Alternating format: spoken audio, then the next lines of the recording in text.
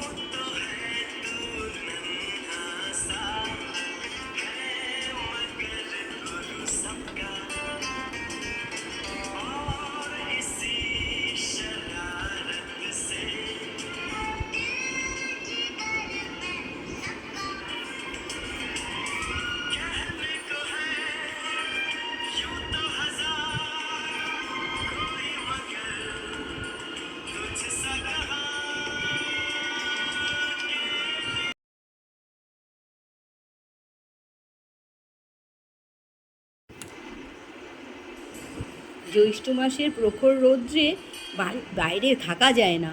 সবাই যে যার কাজ সেরে 11টার মধ্যে তো অবশ্যই বাড়িতে ঢুকে পড়ে।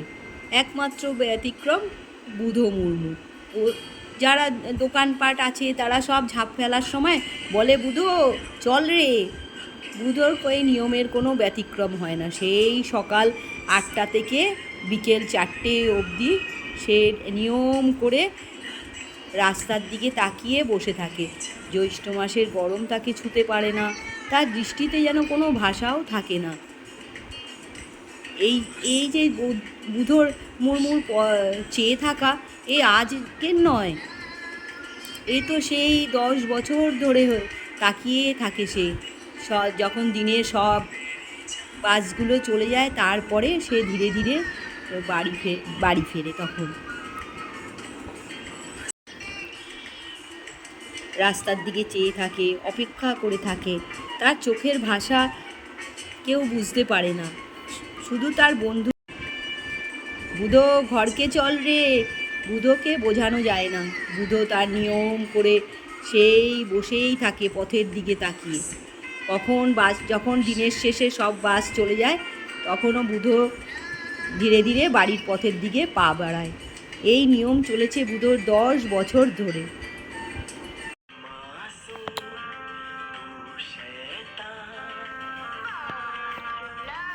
রতন বাপ, বাড়ি আছিস? দৌড় খোল, দেখি তোকে। ভোরবেলা এমন করে টিনের দরজায় টোকা পড়তেই রতনের জন্য ডাক। খোঁজ শুনে পড়িমড়ি করে বুধো দরজা খুলে চোখ কষলে দেখলো স্কুলের মাস্টার নরেন মণ্ডল স্বয়ং তাদের বাড়িতে। রতন কিছু ভুল করেছে মাস্টার বলতেই স্যার বলে কিনা, ছেলে তো লয় রে, সোনা ফলিয়েছিস বুধো। উচ্চ মাধ্যমিকে প্রথম হয়েছে আমাদের রতন। প্রথম হলে কি হয় বা কতখানি আনন্দ করতে হয়, এইসব ব্যাপার না বুঝেই বুধো ডাক দিয়েছিল রতনকে। মাস্টারমশাইকে প্রণাম করে মাথা তুলে রতন দাঁড়িয়েছিল অসত্য গাছের মতো। তার দিন কতক পরে পঞ্চায়েত দেখে রতনকে সংবর্ধনা দিল। নেতা মানুষজন, টিভি পেপার সবাই মিলে উতলে পড়েছে বুধোর খড়ছাওয়া মাটির বাড়িতে। সবার মুখে একটাই নাম, রতন মুর্মু। কী করে রতন পারলো দেশের মাটির বাড়িতে শুয়ে এত ভালো রেজাল্ট করতে? সবারই একটাই জিজ্ঞাসা, তিনশুলি গ্রামকে তখন কে না চেনে?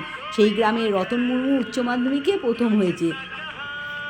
তো সবার জিজ্ঞাসা মিডিয়ার, তুমি কি হতে চাও? রতন ইঞ্জিনিয়ার। কিন্তু রতন তো কোনো দিন বুধোকে এই ইচ্ছার কথা জানায়নি। জয়েন দিয়েছো? হ্যাঁ, এবার তোমার স্বপ্ন পূরণ হবে। রতনে পড়ার ভার নিতে কলকাতা থেকে বিভিন্ন সংস্থা যোগাযোগ করতে থাকলো। বাপ, আমি কলকাতায় যাব, পড়তে হবে, সামনে বড় পরীক্ষা। কলকাতার নাম শুনেই ছ্যাদ করে উঠেছিল বুধোর বুক। এ ছেলে বলে কি, বাপ মা ছেড়ে কলকাতায়, না না ওখানে চলবেক নাই বাপ। বুধোকে বোঝাতে তখন গোটা বিদ্যালয়ের গোটা গ্রাম ঢেউয়ের মতো তার বাড়িতে আছড়ে পড়েছিল, আর সেই ঢেউয়ের জোরে তার রতন ভেসে গেল কলকাতায়।